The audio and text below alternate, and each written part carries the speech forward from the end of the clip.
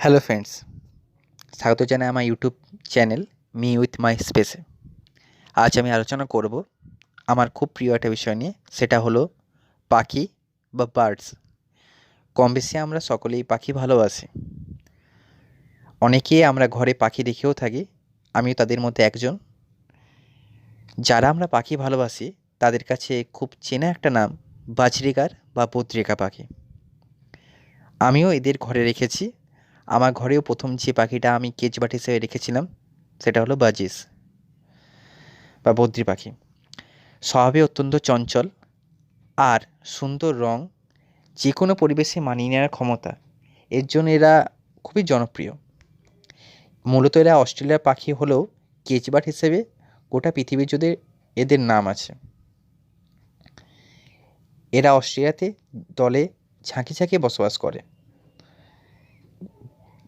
প্রাকৃতিক পরিবেশে এরা বিভিন্ন প্রকার ঘাসের দানা, ফল ইত্যাদি খেয়েই বেঁচে থাকে।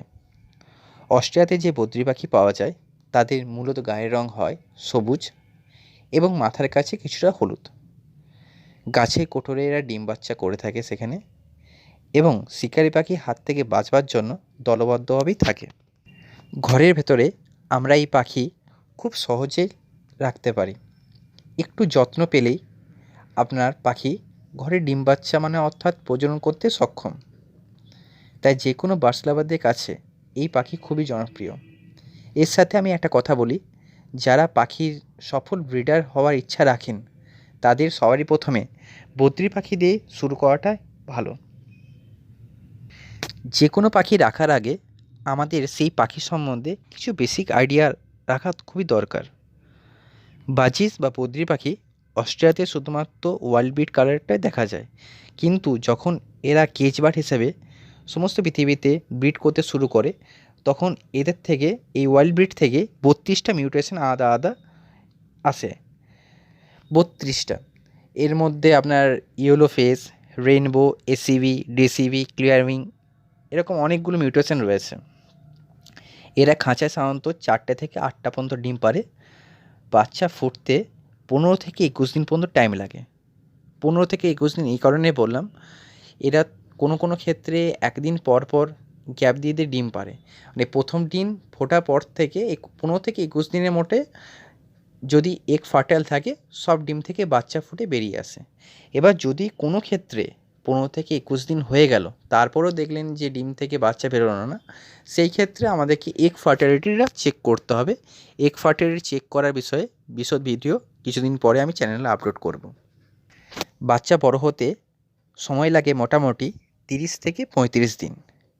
মা এবং বাবা অর্থাৎ মেল আর ফিমেল দুটো পাখি বাচ্চাদেরকে টাইমে টাইমে ফিড করায়, কিন্তু ডিম হ্যাচ করে ডিমের তা দেয় শুধুমাত্র আপনার ফিমেল পাখি। এবার প্রশ্ন আসে, পেয়ারিং আমরা কেমন করে দেবো বদ্রি পাখিকে?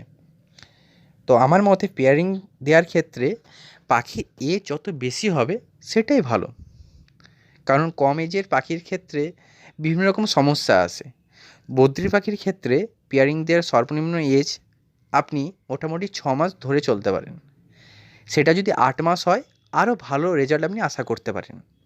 আর কম এজের পাখি যদি আপনি পেয়ারিং দেন সেক্ষেত্রে সর্বপ্রথম যেটা মারাত্মক সমস্যা আসে সেটা এগ বাইন্ডিং, যেটাতে আপনার পাখি মৃত্যুবন্ধ হতে পারে। পাখি ফিমেল পাখি যখন ব্রিডিং মোডে থাকে সেই ক্ষেত্রে কিছুটা পাখির চরিত্র কিছু চেঞ্জ হয়, আচরণ কিছুটা চেঞ্জ হয়ে যায়। সে সবসময় হাঁড়ির ভেতরে হাঁড়ি কামড়াবে, কেজের যে রড থাকে সেই রড কামড়াবে। সেই ক্ষেত্রে একটা কথা বলা উচিত, আপনি সেই সময় পাখিকে নরম ইটের টুকরো, ক্যালসিয়াম ব্লক অথবা সমুদ্র ফেনা, যেটাকে আমরা ক্যাটেল ফিশ বোন বলি, সেটা দিয়ে রাখবেন।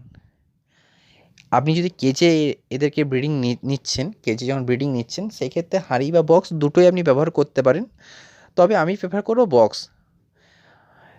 আর নেস্টিং ম্যাটেরিয়াল হিসাবে এদের কিছু আলাদা করে দিতে হয় না, কারণ এদের কোনো নেস্টিং ম্যাটেরিয়ালের প্রয়োজন পড়ে না। যেমনি অন্য পাখি যেগুলো রয়েছে ফিঞ্চ, লাভবার্ড বা আপনার জাভা, এদের মধ্যে আলাদা করে কোনো নেস্টিং ম্যাটেরিয়াল দরকার পড়ে না।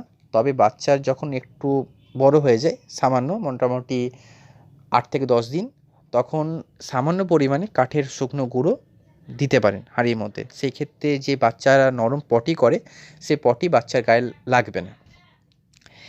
বাচ্চা একটু বড় হয়ে যাওয়ার পরে বাচ্চাকে যখনই বাচ্চার ফিদার চলে আসবে তখন বাচ্চাকে আলাদা করে দেবেন। যতদিন না না সে প্রপারলি খেতে পাচ্ছে ততদিন আলাদা করবেন না। আরও একটা কথা, হাঁড়ি বা বক্স যেটাই দেবেন সেটা পাখির তুলনায় একটু বড় দেবেন, কারণ পাখি যখন ডিমে তা দিতে বসে যদি একটু জায়গা বেশি না পায় তাহলে প্রপারলি পাখি তাও দিতে পারে না। আর বদ্রি পাখির যেহেতু লেজটা একটু সামান্য একটু বড়, যদি লেজটা ঘুরিয়ে ঘুরিয়ে বারবার বসে থাকে লেজটা ভেঙে যাওয়া বা লেজটা ঝরে যাওয়ার সম্ভাবনা থাকে। সেই ক্ষেত্রে ফিমেল পাখিটাকে দেখতে খুব একটা ভালো লাগবে না। সেই কারণে আমি সাজেস্ট করব পাখির হাঁড়ি বা বক্স যেটা দিচ্ছেন একটু বড় দেবেন। আপাতত এই ভিডিওতে এটুকুই বললাম, বেশি কিছু কথা বললে ভিডিও লেন্থ অনেকটা বড় হয়ে যাবে। পরবর্তী যে ভিডিও আপলোড করব সেই ভিডিওতে আরও ডিটেলসে আরও কিছু গুরুত্বপূর্ণ কথা আলোচনা করব আপনাদের সাথে। ধৈর্য ধরে এই ভিডিওটা দেখার জন্য ধন্যবাদ। ভিডিওটা দেখে যদি আপনার ভালো লাগে তাহলে একটা লাইক করবেন আর চ্যানেলটা সাবস্ক্রাইব করে দেবেন। আপনার একটা সাবস্ক্রাইব খুবই জরুরি আমার এই চ্যানেলটাকে চালু রাখার জন্য। ধন্যবাদ।